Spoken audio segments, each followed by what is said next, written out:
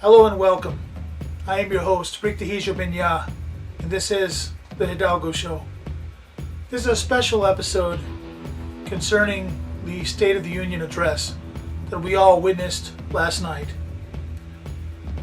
At the State of the Union address, there was a protest that most people saw for a solidarity movement to support women. But having eyes to see and ears to hear, what we saw last night was much more. And actually, it was a hostile attack against our Republican form of government and against patriarchy everywhere. The fact is that the dresses that were chosen for those who wanted to walk in solidarity were purposely chosen to represent white, clean, pure, escape, free, as opposed to the red that is worn by the very popular, very widely watched Handmaid's Tale, which forces red dresses, red outfits, red uniforms on women in a patriarchal government, in a patriarchal society, and forces them into absolute despotism, slavery. It is not anything that we condone, but what we are witnessing is the beginnings of what we might constitute as the whore of Babylon riding upon her beast, which in this case is Congress. And it is a forerunner to what is to come unless we do something about it. And mark my words, only the ecclesia can do anything about it. Watch this. It's morning again in America. Today, more women will go to work than ever before in our country's history. This year, dozens of children will be born to happy and healthy families. It's morning again. It's morning again. It's morning again. Wake up, America. Morning's over.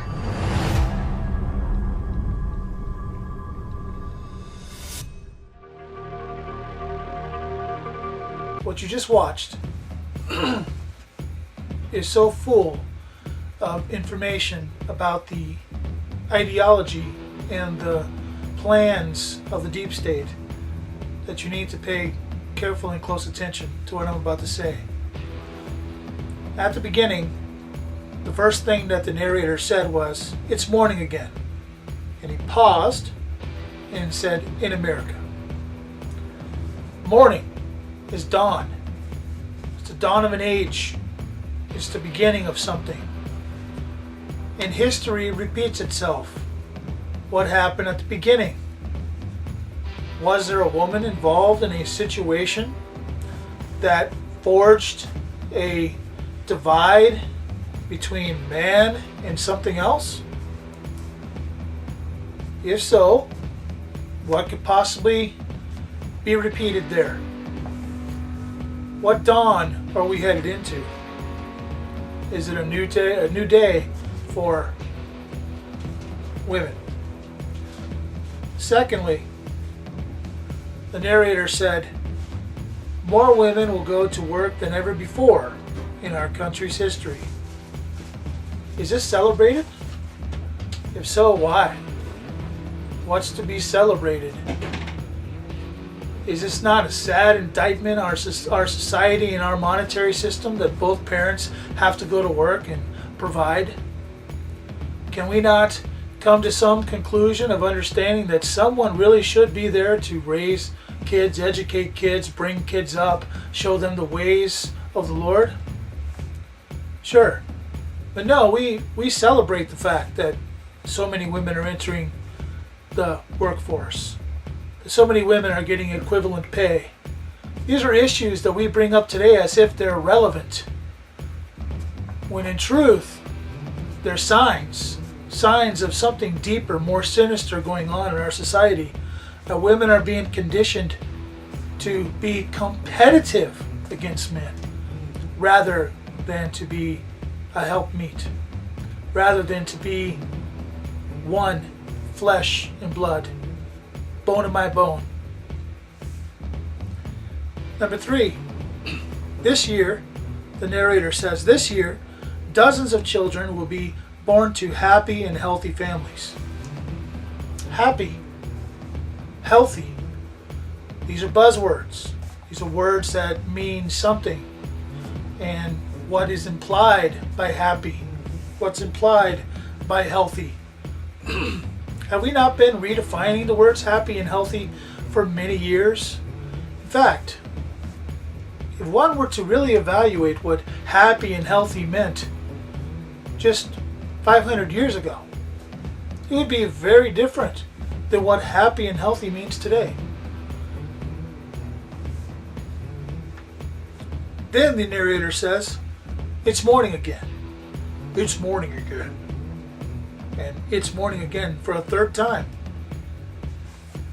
3 times. That's a caveat, folks. That's a warning. And each time exposing the origin of the warning. It's not a narrator after all. It's Satan. How do we know this? Because what's the very next scene right after the third it's morning again? In a deep and very sinister voice, fire blows the doors open. All symbolism that points to the origin. Then the woman says, wake up, America. Morning's over. Now what? What could that mean? Where is she going? Perhaps we should hear a little bit more of her story. Watch this. I was asleep before. That's how we let it happen. When they slaughtered Congress, we didn't wake up. When they blamed terrorists and suspended the Constitution, we didn't wake up then either. Now I'm awake. You girls will serve the leaders and their barren wives. You will bear children for them.